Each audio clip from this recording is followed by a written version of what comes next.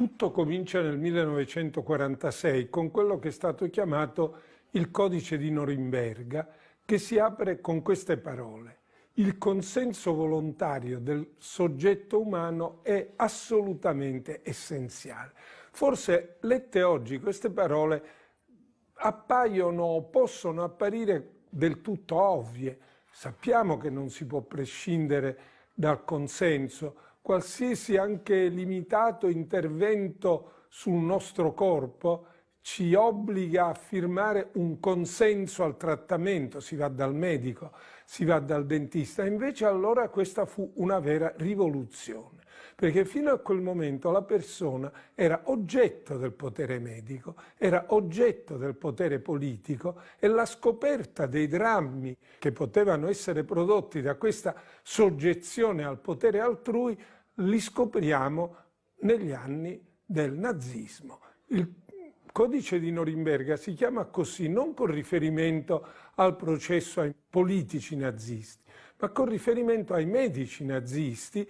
Attraverso i loro interrogatori, attraverso i documenti raccolti, viene fuori appunto questa trasformazione progressiva e radicale della persona umana in oggetto di sperimentazione, oggetto di un potere senza limiti, e si reagisce con quel documento che capovolge assolutamente lo schema adoperato fino a quel momento, e cioè al posto del potere medico c'è il potere della persona. Il consenso della persona è assolutamente essenziale.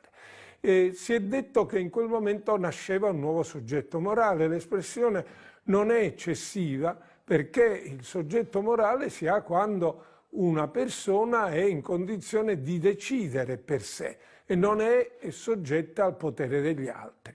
È un cambiamento radicale, dicevo, ed è appunto questo che induce a dire che ci siamo trovati di fronte in quell'anno alla rivoluzione del consenso informato, che ha cambiato il mondo. Il potere medico e il potere politico hanno mostrato di non essere capaci di rimanere nei loro limiti. Il potere medico, i medici che avevano giurato, il giuramento di Ippocrate, agirò per il bene del paziente, avevano agito nel modo esattamente opposto. Il potere politico, che fin dalla Magna Carta 1215 aveva posto una premessa che poi ha accompagnato la storia dell'Occidente: non metteremo le mani su di te, aveva messo le mani sulle persone nel modo più violento e radicale.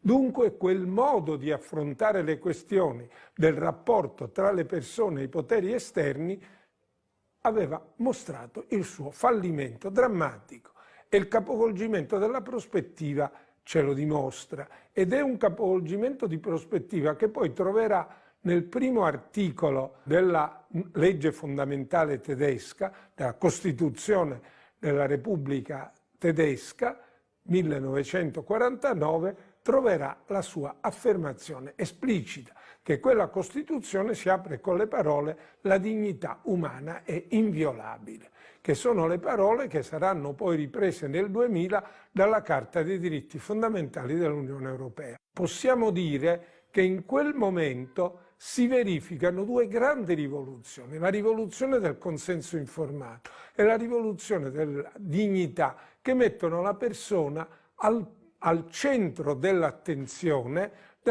del mondo, se così possiamo dire, perché il principio del consenso informato diventa progressivamente, e non senza resistenze, un punto di riferimento, un principio dal quale oggi non si può prescindere in nessun modo.